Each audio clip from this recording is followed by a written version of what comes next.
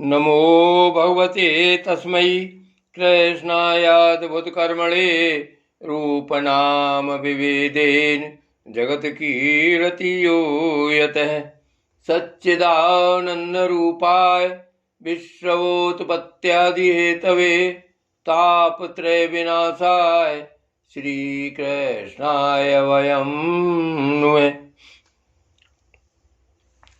श्रीमद्भागवत महापुराण द्वितीय स्कंध छठवां अध्याय। विराट पुरुष की विभूतियों का वर्णन।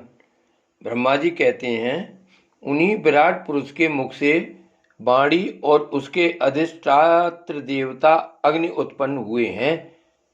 सातों छंद उनकी 7 धातुओं से निकले हैं। मनुष्यों, पितरों और देवताओं के भोजन करने योग्य अमृत में अन्न, सब प्रकार के रस नेन्द्रिय और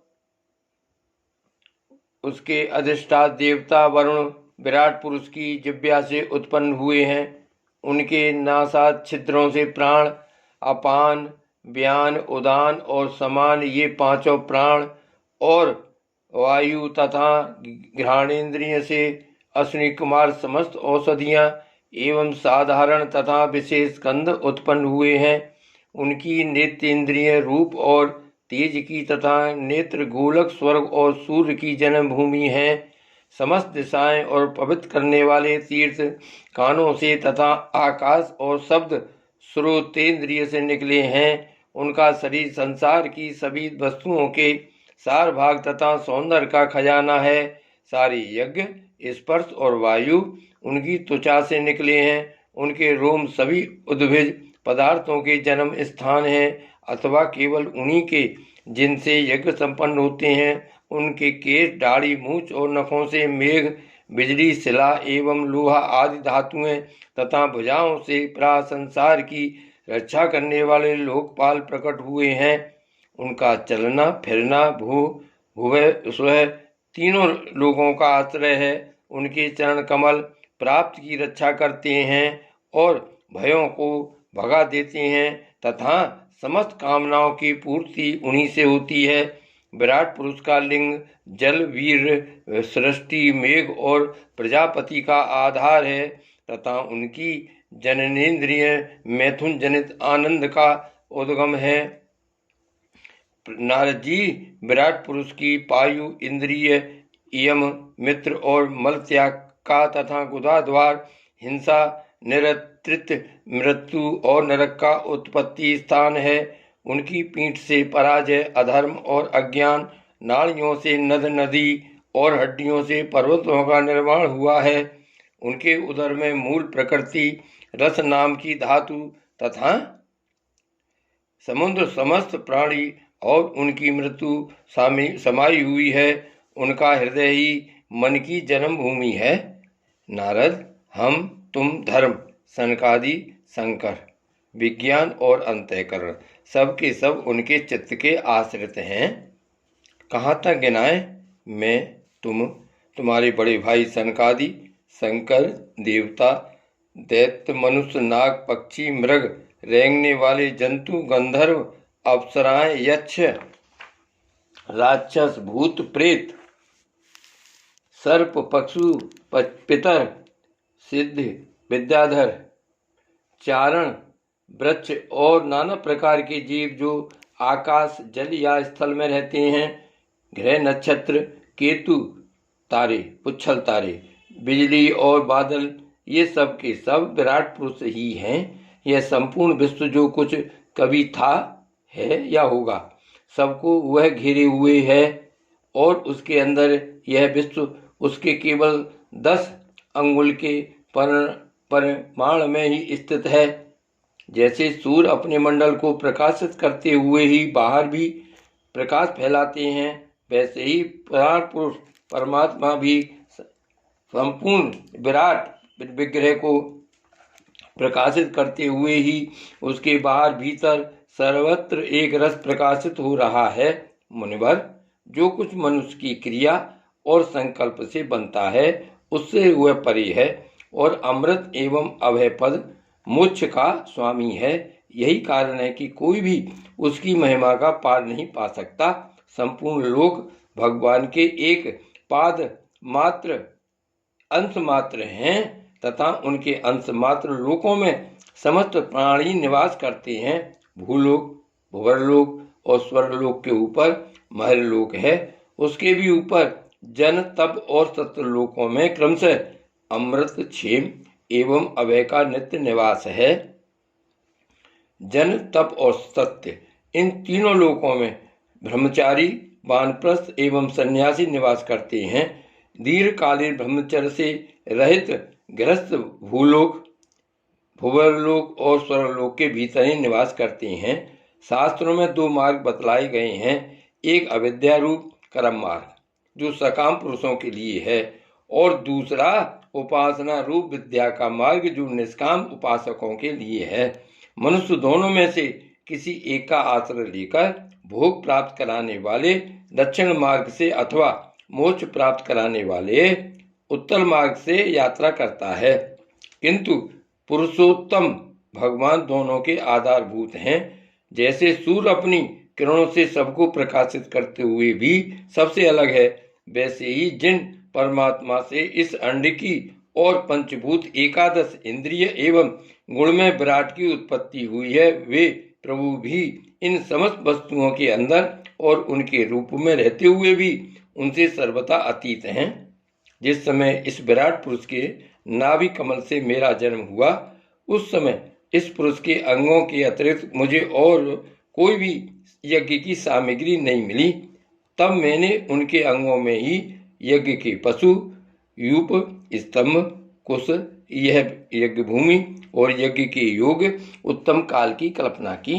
ऋषि श्रेष्ठ, यज्ञ के लिए आवश्यक पात्र आदि वस्तुएं जौ, चावल आदि, औषधियां, घृत आदि स्नेह पदार्थ, 6 रस, लोहा, मिट्टी, जल, ऋक, यजु, साम, चातुर्होत्र यज्ञों के नाम, मंत्र, दक्षिणा, व्रत, देवताओं के नाम, पद्धति, ग्रंथ, संकल्प, तंत्र, अनुष्ठान की रीति, गति, मति, श्रद्धा, प्रायश्चित और समर्पण, यह समस्त यज्ञ सामग्री मैंने विराट पुरुष के अंगों से ही इकट्ठी की। इस प्रकार विराट पुरुष के अंगों से ही सारी सामग्री का संग्रह करके मैंने उन्हीं सामग्रियों से उन यज्ञ स्वरूप परमात्मा का यज्ञ के द्वारा यजन किया। तदंतर तुम्हारे बड़े भाई इन 9 प्रजापतियों ने अपने चित्त को पूर्ण समाहित करके विराट एवं अंतर्यामी रूप से स्थित उस पुरुष की आराधना की। इसके पश्चात समय समय पर मनु, ऋषि, पितर, देवता, दैत्य और मनुष्यों ने यज्ञों के द्वारा भगवान की आराधना की। नारद, यह संपूर्ण विश्व उन्हीं भगवान नारायण में स्थित है, जो स्वयं तो प्राकृत गुणों से रहित हैं, परंतु सृष्टि के प्रारंभ में माया के द्वारा बहुत से गुण ग्रहण कर लेते हैं। उन्हीं की प्रेरणा से मैं इस संसार की रचना करता हूँ। उन्हीं के अधीन होकर रुद्र इसका संहार करते हैं और वे स्वयं ही विष्णु के रूप से इसका पालन करते हैं, क्योंकि उन्होंने सत्व, रज और तम की 3 शक्तियां स्वीकार कर रखी हैं। बेटा, जो कुछ तुमने पूछा था उसका उत्तर मैंने तुम्हें दे दिया। भाव या अभाव, कार्य या कारण के रूप में ऐसी कोई भी वस्तु नहीं है जो भगवान से भिन्न हो। प्यारे नारद, मैं प्रेम पूर्ण एवं उत्कंठित हृदय से भगवान के स्मरण में मग्न रहता हूँ।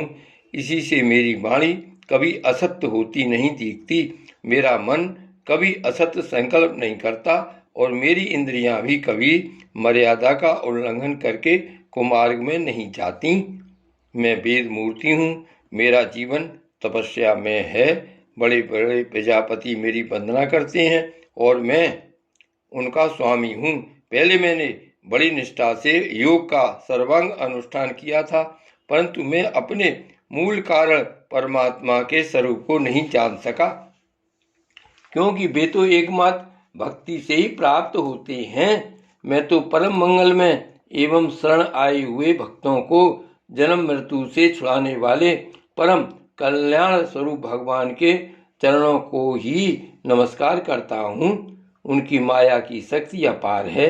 जैसे आकाश अपने अंत को नहीं जानता, वैसे ही वे भी अपनी महिमा का विस्तार नहीं जानते। ऐसी स्थिति में दूसरे तो उसका पार पा ही कैसे सकते हैं।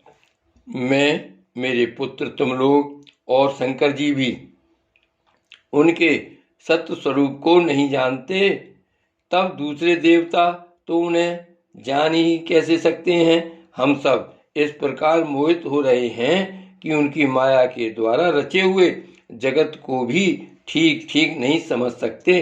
अपनी अपनी बुद्धि के अनुसार ही अटकल लगाते हैं।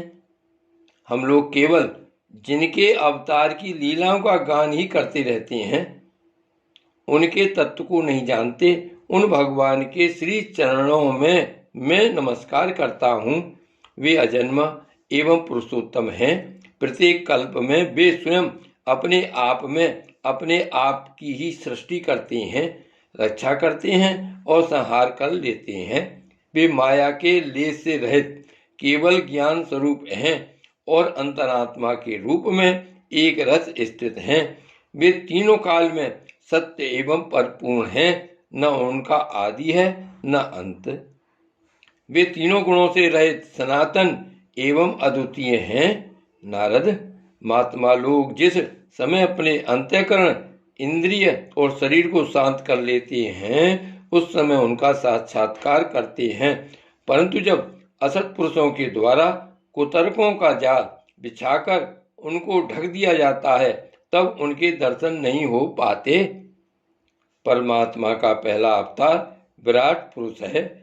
उसके सिवा काल, स्वभाव, कार्य, कारण, मन, पंचभूत, अहंकार, तीनों गुण, इंद्रियां, ब्रह्मांड, शरीर, उसका अभिमानी, स्थावर और जंगम जीव सबके सब उन अनंत भगवान के ही रूप हैं।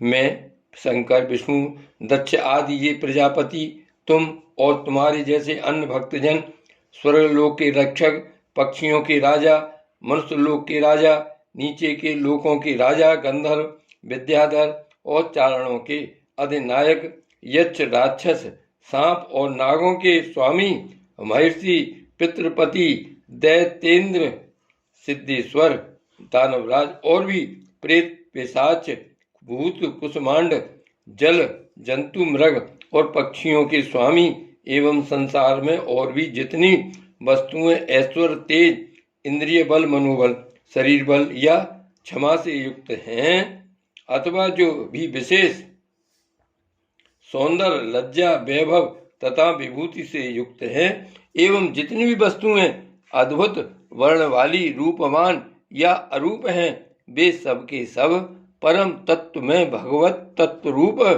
ही हैं। नारद, इनके सिवा परम पुरुष परमात्मा के परम पवित्र एवं प्रधान लीला अवतार भी शास्त्रों में वर्णित हैं। उनका मैं क्रमशः वर्णन करता हूँ। उनके चरित्र सुनने में बड़े मधुर एवं श्रवणेन्द्रिय के दोषों को दूर करने वाले हैं। तुम सावधान होकर उनका रस लो। श्री भागवत भगवान की जय। श्री गोवर्धननाथ की जय। श्री वल्लभाधीश की जय। जय जय श्री गोकुलेश, जय जय श्री गोकुलेश।